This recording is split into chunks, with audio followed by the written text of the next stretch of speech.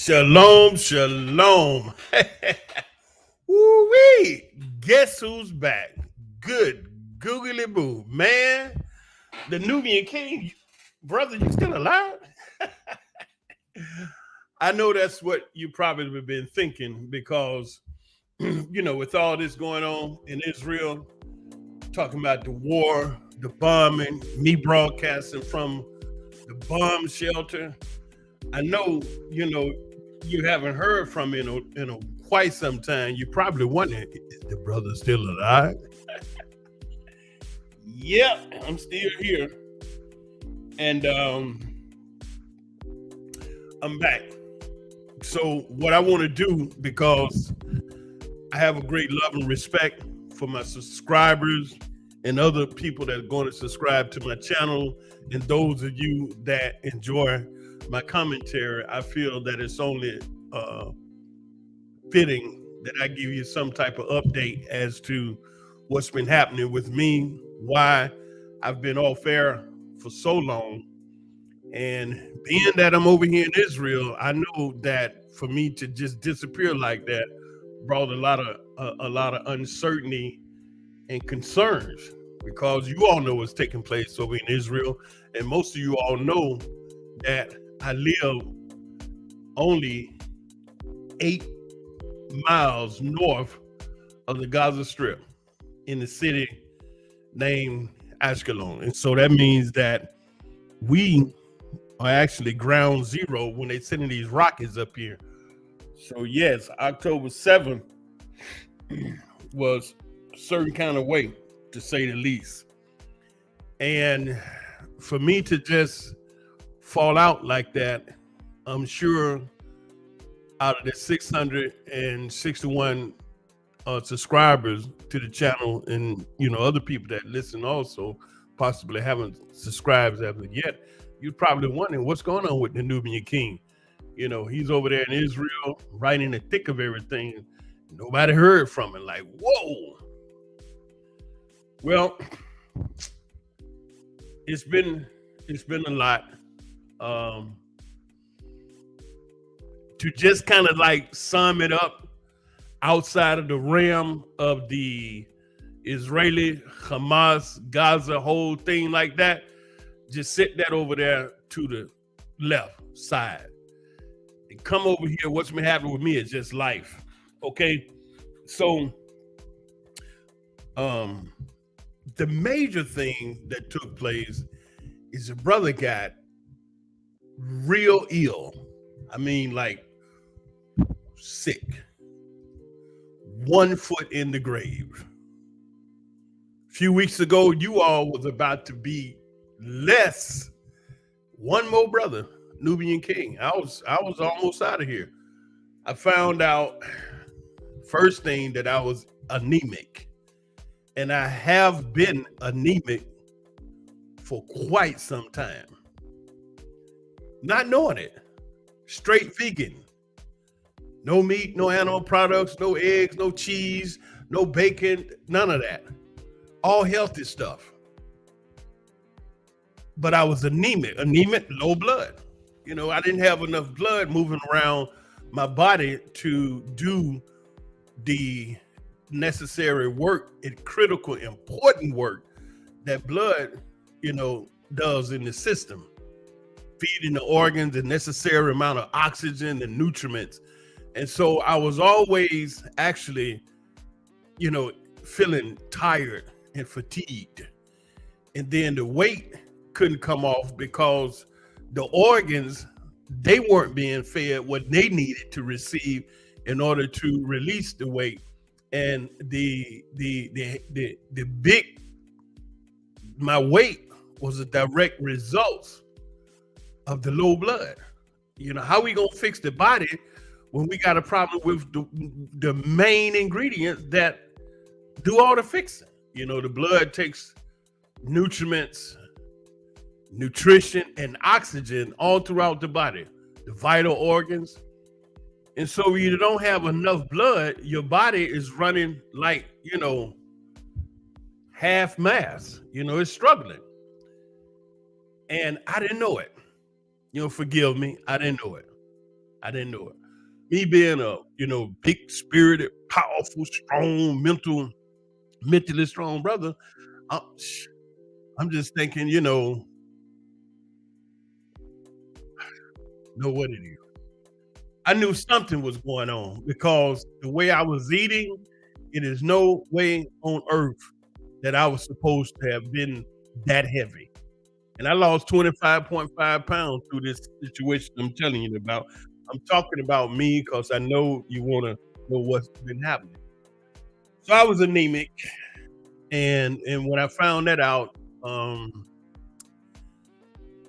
I began to study to find out what are the things that you should not eat and consume, and also what you should eat and consume, right? And the number one thing on top of the list was alcohol. No more Jack Daniels, no more cold beers, no wine, none of that.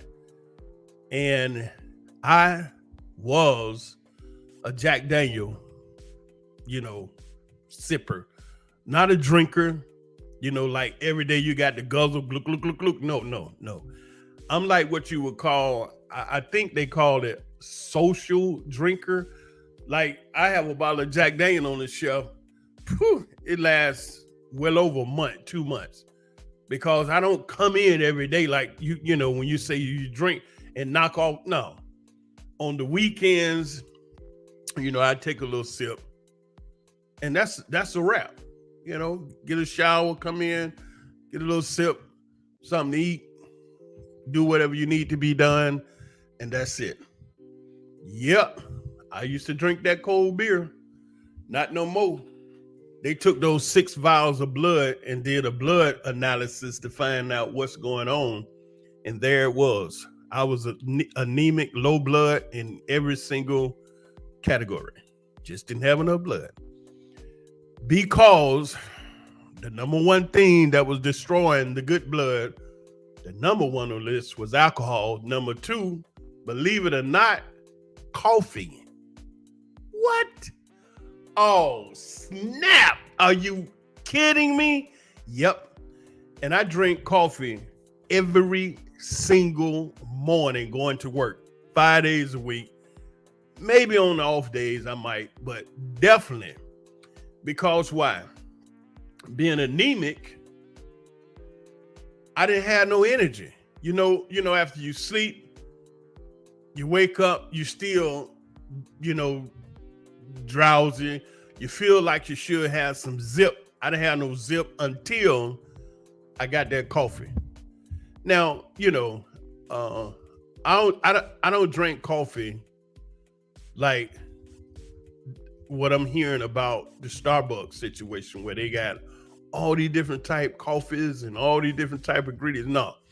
First of all, here in Israel, coffee is like the culture. It's like a cultural thing. I mean, you could be anywhere and they will offer you a cup of coffee before they will water to drink. And it's like 100 degrees outside. It's hot as a big dog. And you walk through the door sweating. Hey, want a cup of coffee? Get some coffee. Sit down, relax. So they like sit down, relax, drink coffee. Man, I came through the door on fire. Why would I want to drink some hot coffee? That's just the culture.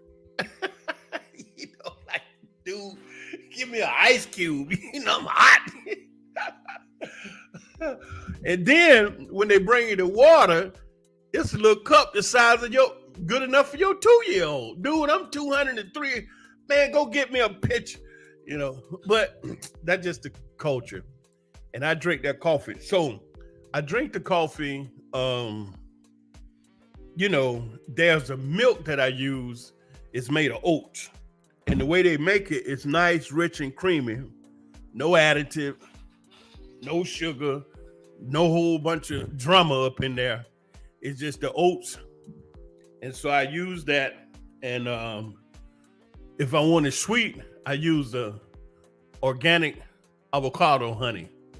Now, the coffee that they use over here is just the whole nation drink it. It's Turkic.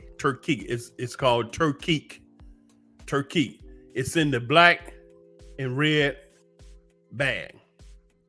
And no matter where you go, every job, break room, every house, and a lot of people have in the back of their trunks, in the back of their cars, in their trunk, a burner, the coffee, you know what I'm saying, the sugar. And so when you out and about, some people, you know, they'll pop their trunk up, fire that little burner up, and make some coffee, you know? And it's turkey. Don't even have to ask what kind. It's always going to be that turkey. And I was like, drink it every day. 1 cup in the morning. By the time I get to work, boom, I got a zip. I'm ready. And then when it wear off later on throughout the day, you know, the workers, they'll take some coffee, and they would always ask me, do I want it? And it was always black. Okay, I only use my oat milk at home in the morning, but on the job, I would drink the black coffee, and it'll give you a zip. But then after that, I'm done. And I had no idea I was anemic. And I could go on to say that I wouldn't be too far off if I say I was severely anemic. That's what caused the weight to not to be able to come off. That's what caused the fatigue. A lot of little bitty things was happening with my body that, you know, it didn't put me in a state like, oh, I gotta go to the doctor. Because I've been vegan for so long, and anything happened, I've always, you know, taken care of it myself. Some herbs, cleaning out, or what have you. So I've never been run to the doctor type person. Okay, even this situation that took place, I'm going to tell you about, so you know. After finding out about being severely anemic, I came down with dehydration. And when the weather changed here, excuse me, it went from hot to cold like the next day. And when it get cold, you don't think about drinking water. 1 day, 2 day, 3 day, 4 day. But all those days it's hot, I'm drinking like before 12 noon, a gallon of water. That's how hot it be in you know, over here in Israel. And then it was just like the next day it's cold. I don't drink no water. 1 day, 2 day, 3 day, 4 day, 5 day. Because you're not thirsty. You cold. You're not thirsty. So you don't realize it's been 5 days you haven't even really drank any water, but you drink coffee. So look, what happened to me, it just, my body was like, dude, we love you, but no more of this. I woke up one morning, I was floating in water in the bed. Sheet stuck to me, feverish, had to run to the toilet, and it came from the front and the back at the same time. I was weak, dizzy, headache, and I went to the shower and fell out back in the bed, woke up that evening, and I was just shivering, just shaking, you know, wasn't in pain. I wasn't in any pain. And I'm like, just body, I just shaking. I can't stop. I'm like, what's going on? And then I went to sleep, woke up the next day, head spinning. I mean, you know, you messed up if you land in the bed and you wake up and you get dizzy. How you get dizzy laying in the bed? I mean, I'm in the bed. Man, the brother was in bad shape. So anyway, when I, you know, relieved myself past water, it wasn't yellow. It was absolutely gold. Like this gold Tutankhamun helmet, mask you looking at, that was the color of my urine. Anemia, dehydrated, had drinking the water, shivering, and bro gets up and go to work. I mean, it's like one of those times where your partners say, "Nigga," like, are you crazy? I mean, it's just in my mind. My mind is so strong because I've been working on it that it's like it is very, very hard for me to just quit. I don't have that quitter gene in me. Like in the Navy, if you go to places like if you get to the Navy SEAL, it is one thing that they want to do before you actually get into training to be a SEAL. They want to know if you have that quitter gene. And so once you apply, and you have to already be in the service to apply to be a SEAL. And if you accept it into the SEAL training program, then you go through this process, and it's a lot of calisthenics, a lot of exercise, exercise. I remember I don't want to get too far off with y'all to explain to y'all what happened to me, but I remember two guys made a bad mistake, and the drill sergeant made him go do 1,000 push-ups. And he didn't give him any time limit. He said, for what you all just did, I need 1,000 push-ups. Go over there and do 1,000 push-ups. So they broke it up, 100 here, 200 here, 50 over there, and they eventually got to the 1,000. And I never forgot what one of the dudes said, big old corn-fed white boy up out of Nebraska. He said, we're going to do every one of these 1,000 push-ups. We're not going to cheat. We're not going to cut it short. We're not going to rush, but we're going to push out every single push-up because we're not going to quit. As training go forward in the SEALs, if you bless, you get to a point where they call Hell Week. 5 days of constant, non-stop, grueling training. And in 5 days, you only get the equivalent of 4 hours of sleep.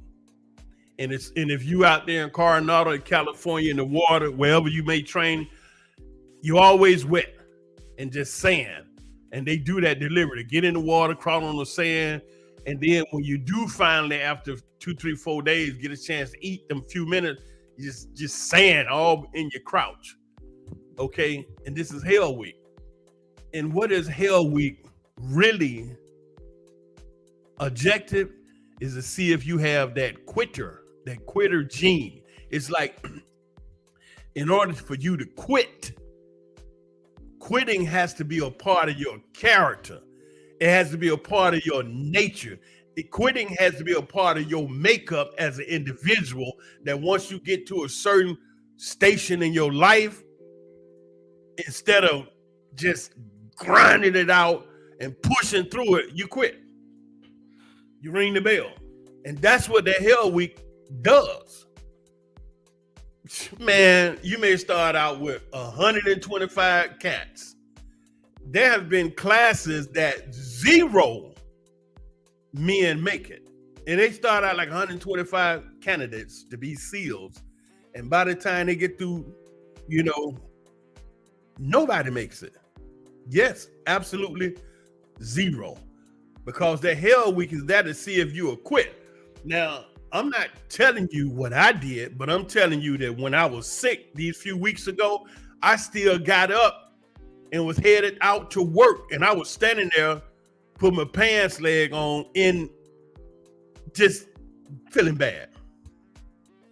And I made it to the job.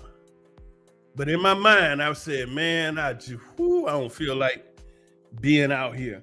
And because I don't have the quitter gene to just call in and say, man, I can't make it. That's never been me. You understand? So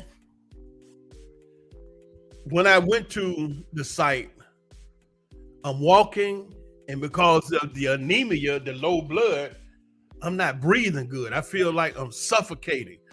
So I had to slow down, really slow down until I just stopped. Once I got, on the site, I just stopped. I just had to stand there and I got real dizzy. And I'm still pushing forward to get to the crane. Dude, you need to be pushing forward to get to the doctor. Bro, don't you know something is wrong with your body? But my mind has had to push my body beyond realms that the average man would give up. So damn, pushing to this crane. So I gets up on the crane and the computer system goes out. It has a severe malfunction of the computer system. And so I tried the things that I know to correct it, don't work. So finally we called a technician. It's like Thursday night, tech don't work after, 5, they'll be out first thing Friday morning. So the supervisor said, he said, well, you've done everything you know to do? Yep. He said, okay, so what's your next move? I said, I'll call the tech, he'll be out in the morning. You can't get him out tonight? Nope. They're not working at night. Okay, pack it up, go home. That's how I wind up going home. You see how that is? But I wasn't gonna quit because of this mind. The kind of mind that could sit in the bomb shelter and listen to bombs explode over me, around me, and shell crashing on the ground. No fear. Where does that come from? What type of training you have to go through to get that type of solid residue mindset? So anyway, I get on back to the house and I fall out. Oof.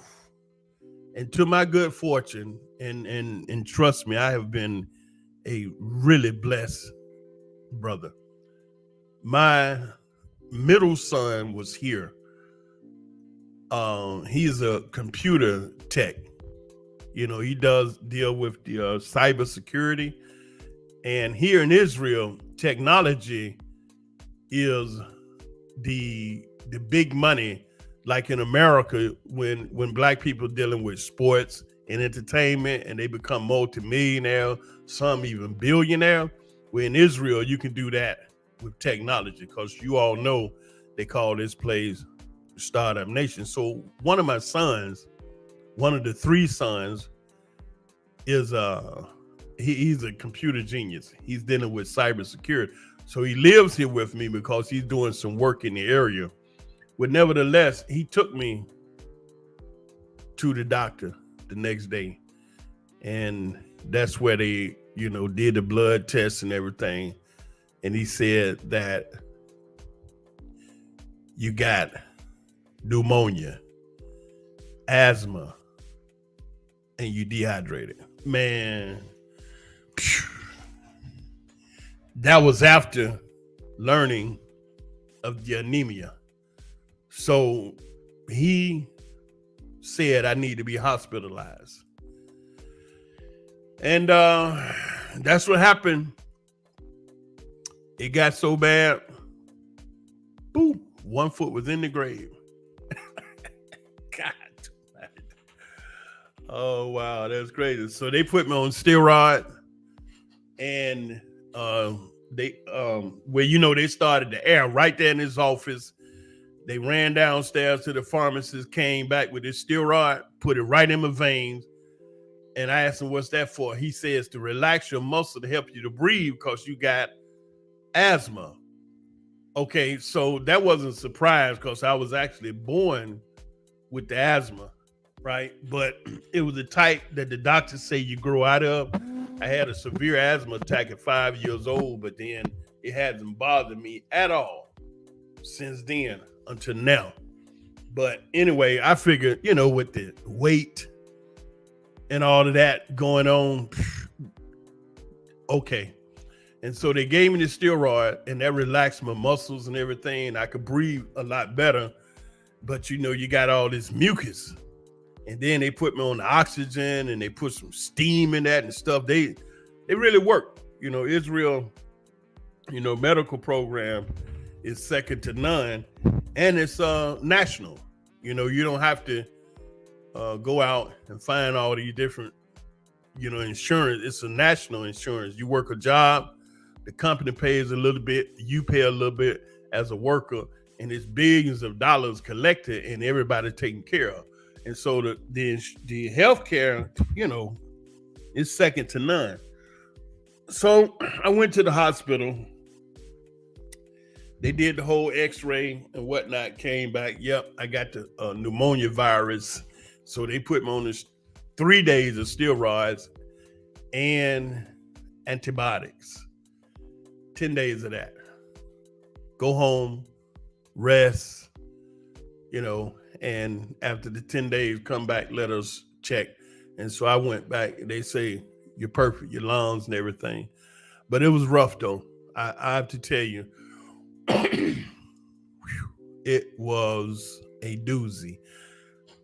In 62 years of being on this planet, I can honestly admit to you, I ain't never been through no medical situation that severe, and being that I'm not a run to the doctor every time something happened kind of man,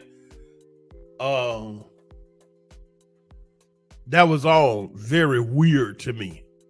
Sitting in that hospital all those hours around all those sick people.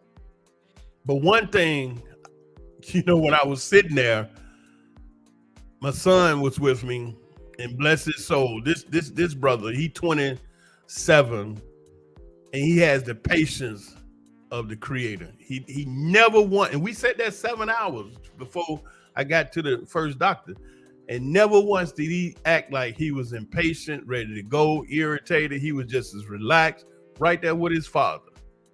And you can't ask for a better son or better children. I got 6 of them, 3 boys, 3 girls, and they all have the same spirit. They each and every one of them would have sat there with their father to help me. And so while we were sitting there, I'm looking around at all the sick, out of shape people, and they basically was all old, up in age, with nobody really young in there.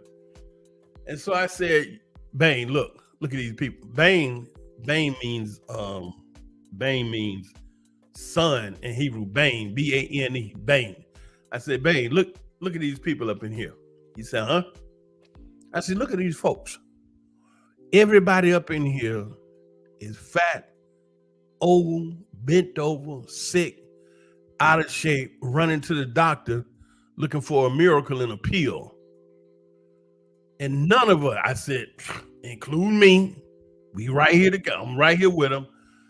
None of us look like we know what a gym is, because the injuries I've had, I haven't been able to get back into my regular workout routine, because I had a bench press of 315 pounds. I was like 57 when I did that. And so I hit the gym, and I said, none of us in here look like we know what a gym look like.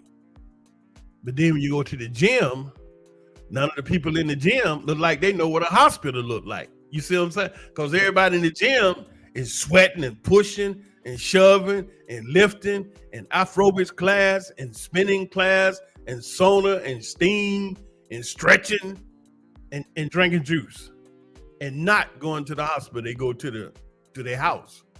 You see what I'm saying? So in the hospital, you look like you never know what a gym is, and in the gym, you look like you never know what a hospital is. And there I'm sitting up there embarrassed.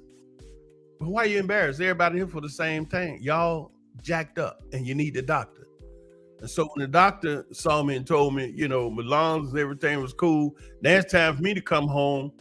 Okay, I did the antibiotics, but I know after the antibiotics, I got to deal with the probiotics, like the sauerkraut, the kombucha, and those things to put that good bacteria back in your gut, your stomach, so you can digest and break down food and stuff.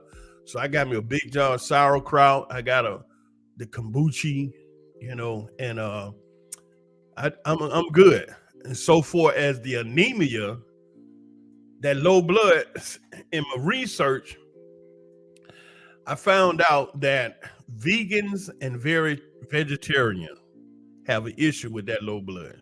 Yeah, yeah, it's true. Like your red blood cell count has to be up at a certain level so that that fresh red blood can move that oxygen around your body, the good nutrients and energy, and then it brings back the dirty stuff and dump it in the liver or the kidneys or the colon. But if you don't have if your blood is low, none of that can work proper, right? So I learned in studying about this is the number one thing that I should be consuming is spirulina, which lo and behold, I take spirulina like all the time. I always keep spirulina. And I noticed that when I take the spirulina, the very next day I got nice energy without drinking the coffee. Come to find out, I didn't know that spirulina is the number one item on the list that you should consume if you have low blood. And most vegans and vegetarians have low blood because of the fact that we're not consuming enough iron-rich food to help the bone marrow produce the blood. And iron-rich food is like certain beans. Kale green is good. The spirulina is excellent. This other yellow stuff we used to take a lot of back in the day. It's called fenugreek. Fenugreek is good, and when you fenugreek are seeds. They'll grind the fenugreek seeds up, and you soak them generally and drink the water. And some people like me, I also drink the pulp because it's all nutriment and excellent. Way back in the day in Israel, when I first came over here back in the 80s, 80, 81, 82, 83, it was real tough on us. And so that fenugreek carried us through. You know, I say it was tough. Excuse me. It was tough because we didn't have a lot of, different herbs and nutriments to choose from. Back then, spirulina wasn't even heard of. But it was the Arabs, it was the Palestinians that knew about that fenugreek. And they're the ones that actually turned us in the community of Hebrews onto the fenugreek.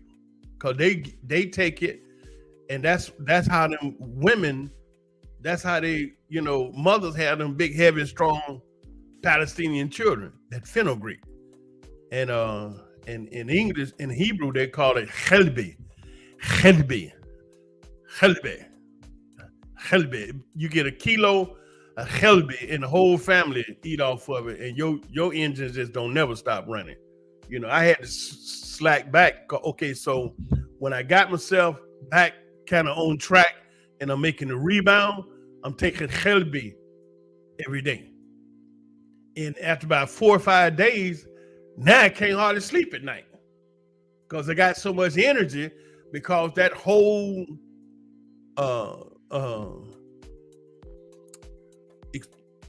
that whole experience I went through with the dehydration and also the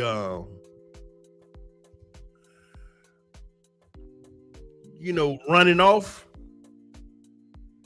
that cleaned me out. I mean, like, real good. That cleaned me out. And I lost 25.5 pounds. But that was 25 pounds of poison, toxin, impurities, and stuff that I just didn't need in my system. And now I'm a whole different brother. And I was taking that chelbi, and that business had my engine. I could 2 o'clock in the morning, I'm bright-eyed, bushy tail, because everything is different now. the whole experience was like the body was an extreme clean mode. You know how some appliances and certain things you can hit self clean and it just clean itself. Well, this is what my body had went through. A self cleaning detox that nothing on earth can cleanse the body better than the body cleanses itself once you turn it on. Now you can assist it by eating certain fruits, which are cleansers, and certain teas, which cleanse you out, liver, kidney. But when the body decides it's too much toxin, poison, impurities, it'll shoot that stuff out like nothing. And so mine just came down like all at one time, 25.5 pounds of gook and garbage that's just been there. Big brother, And so now I don't have the appetite because, years of eating, like you could have eaten something 15 years ago. And yes, you still have trace element of that you ate 15 years ago in your system today. Yes, sir, Bob.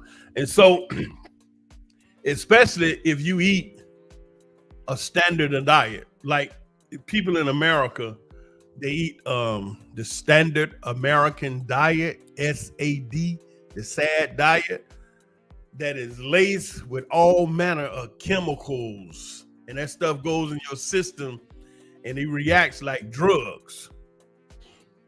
And so there you are, just eating and eating and eating and not getting satisfied. Instead of loading your system up with poison, toxin, and impurities. Yeah. Yep. And that was me. And you get hungry and you eat a half a horse of junk food and you're still not satisfied because none of that junk food was nourishing. When you got hungry, your body didn't need a half a horse of junk food. It needed B12, K9, zinc, iron, folic. You know what I'm saying? It needed nutriments, nutrition, chlorophyll. That's what it needed. But then when you get hungry, you run over there and grab your favorite food that has zero nutrition. And you eat and eat and eat and eat and get big, big, big. And this is why today these studies have shown that in the United States of America, 51% of the people are morbid obese. That's what happened to me. So anyway, Nubian King back. They didn't get me. The bombs didn't get me. The sickness didn't get me. I'm still here. Good googly boo. It wasn't easy, but I'm still here. Anyway, I start back to work tomorrow. I've been off like a month. And just wanted to put this up, let you all know. The Rockets didn't get me the bomb. I'm still here. That's what happened to your brother. And you'll be hearing from me. It's a lot going on. It's a lot that's happened since I've been, off air. We need to go over. But we'll see. All right. Anywho, thank you for listening. I really appreciate it. And if you haven't subscribed, go ahead and subscribe. Have someone else to subscribe, because we'll be talking about a bunch of stuff, right? Because I love you,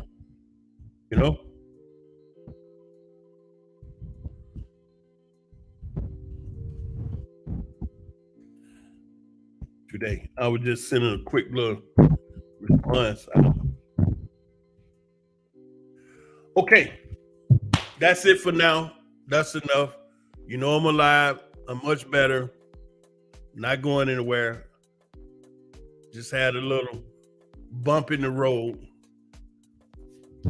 We back. You like what you hear, go ahead and subscribe, hit that like button, and let's get past this 661 subscribers, get on up to 1,000 so we can start seeing some fruits of my labor. But I love you with a perfect love. Love you from the basement of my heart to the attic of my mind. I love you 24/7, which means I love you all the time. Shalom.